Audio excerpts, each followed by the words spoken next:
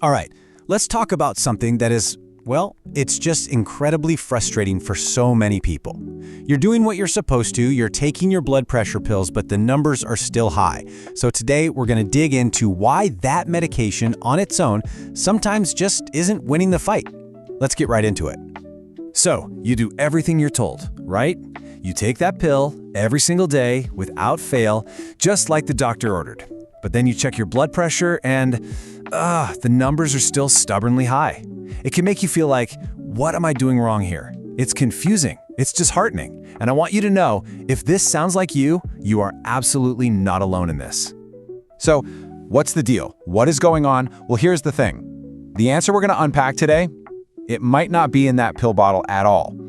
In fact, it's usually hidden in plain sight. It's woven right into our daily routines, our habits. The medication is built to do a specific job, but it feels like something is constantly working against it, undermining all that effort. And this really gets to the heart of it. It's a completely different way of looking at the problem. See, the issue might not be that the medicine is failing you. It could be that the combined effect of our lifestyle choices is just, well, it's too powerful. It's so strong that it's basically canceling out what the medication is trying to do. Okay, so where do we even begin this investigation? Let's start with the biggest, most powerful influence on our bodies, our diet. We're about to unmask a trio of hidden culprits that are probably sabotaging your medication day in and day out. First up is the classic villain, right? Excess salt. Now, we all kind of know that salt is bad for blood pressure, but you know why? Let's really break it down. Picture your blood vessels like brand new, flexible garden hoses, super stretchy. But when you have too much salt, it makes the walls of those hoses become stiff, almost brittle. And when they can't flex and expand like they're supposed to, your heart has to work way, way harder just to pump blood through them. It's like trying to force water through a hardened old pipe. So how much is too much? The number to remember is 6 grams. That's the maximum you should have in a whole day. It's about a single teaspoon. And you might think, oh, I can handle that. I don't add much salt to my food.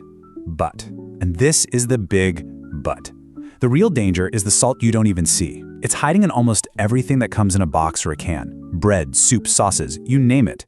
It adds up so fast, and before you know it, you've blown way past that limit without even picking up the salt shaker. All right, culprit number 2 might actually surprise you a little bit. It's sugar. Yeah, sugar. We always think of it in terms of calories or maybe diabetes, right? But it has a direct line to your blood pressure. Here's how it works. You eat something sugary, and your body pumps out the hormone insulin. Now, what most of us don't realize is that insulin has a side job. It tells your blood vessels to tighten up. And what happens when a pipe gets narrower? The pressure inside goes up. It's that simple. So that soda or that dessert, it's not just empty calories, it's actively squeezing your blood vessels. And that brings us to our third culprit, which is a bit more sneaky. We're talking about all those additives in processed foods. You know the long list of ingredients on the back of the package that you can't even pronounce? Preservatives, flavor enhancers, all that stuff. These chemicals aren't just there. Your body has to deal with them. And the organ that takes the biggest hit is your kidneys. Over time, that constant chemical bombardment puts a huge strain on them, and that directly messes with their ability to regulate your blood pressure. So let's just recap this dangerous trio real quick, because it's a powerful 1-2-3 punch. You've got salt, hardening your blood vessels. You've got sugar, telling them to tighten up. And you've got additives putting a ton of strain on your kidneys. When you put them all together, they create this massive headwind that your medication is constantly fighting against. And that last point about the kidneys, that's a really big deal. So let's zoom in on that. You can think of your kidneys as the absolute command center for managing your blood pressure. If that command center starts to get overwhelmed, well, the whole system starts to go haywire. You can see it as a chain reaction, and it's pretty straightforward. First, your diet just bombards the kidneys with all that salt, sugar, and additives, so they have to work overtime all day, every day. Eventually, just like any overworked employee, they get exhausted. They just can't keep up with managing your body's fluids and hormones anymore. And here's the kicker. Your medication needs a functioning system to work in. If the command center, your kidneys, is compromised, the medicine can't do its job. It's like trying to land a plane, but the air traffic control tower is offline. It just doesn't work. Now, your body is pretty smart. It often sends out these little, well, they're like quiet little warning signs that things are getting stressed. Maybe you notice some swelling in your legs or ankles. Or maybe you're getting up to go to the bathroom a lot during the night. How about just feeling bone tired no matter how much you sleep? Or even noticing your urine is a bit foamy. These are easy things to brush off, but they could be your body's way of telling you that your kidneys are struggling and need some support. Okay, so it's not just about what you eat and how it affects your kidneys. There's an even deeper issue going on. We're talking about a kind of invisible internal battle, a battle of inflammation and stress that is happening inside your body, creating a really tough environment for your health.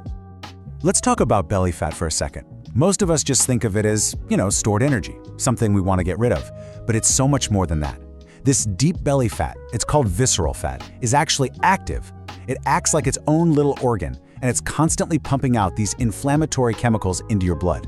These chemicals then float around your entire body, causing this constant, low-level irritation that really damages the fragile lining of your blood vessels. This whole inflammation thing goes hand in hand with something called oxidative stress. I know it sounds super scientific and complicated, but the easiest way to think about it is like this. It's basically rust. It's like your insides are rusting. You have these damaging molecules that are attacking your healthy cells, and one of their favorite targets is the lining of your blood vessels. And just like a rusty pipe, a rusty blood vessel is not flexible. It's hard and brittle. So let's just look at the two sides of the coin here, because it really paints a clear picture. On one hand, you have a body that's at peace. Low belly fat, good quality sleep, balanced hormones, and nice, flexible blood vessels. But on the other hand, you've got a body that's under constant stress. We're talking high belly fat, not enough good sleep, stress hormones flying all over the place. This creates those stiff, damaged, rusty blood vessels we talked about. And in that kind of environment, high blood pressure becomes almost a given, no matter what pill you're taking. All right, I know this might all sound a little bit grim. We've talked about all these culprits and the damage they're doing inside. But here is the really good news. The most important part, actually. You have so much power to change this. You really do. So let's get into the solution. Let's talk about how you can regain control. And it starts by shifting our focus away from just the pill and back to our plate. Now here's a concept that might be new for a lot of us. We spend so much time thinking about what we eat, right? But it turns out that when we eat could be just as important, if not more so. Just think about it for a second. If you're eating late into the evening or you're snacking all day long, your body never gets a break. Your digestive system, your kidneys, they're always on the clock. Your body needs time off to clean up and repair itself, but if you're always eating, it never gets that chance. It's like asking someone to work a 24-hour shift every single day. And that's where an idea like intermittent fasting can be so powerful. And please, let's be super clear here. This is not about some crazy, punishing diet. Not at all. It's simply about giving your body a scheduled break. That's it. You're just creating a specific time window for eating, and then a longer window where your body gets to rest, repair, and reset. You're giving it the downtime it's been begging for. And what's so amazing is that this simple rest period directly pushes back against all the problems we've been talking about. It gives those overworked kidneys a break. It helps your blood sugar and insulin levels to finally stabilize. That internal rusting process, that inflammation, it starts to calm down. But maybe most importantly, you're finally letting your body's own incredible natural healing systems do their job. You're getting out of their way and letting them work. So we'll leave it with this question for you to think about. If you've been so good about taking your medication, but you're just not seeing the results you deserve, maybe the answer isn't just about the pill. Maybe it's time to look beyond that bottle and ask a different question. How can I start supporting my body from the inside out? How can I create an environment where my body can heal and where my medication can finally work the way it's supposed to?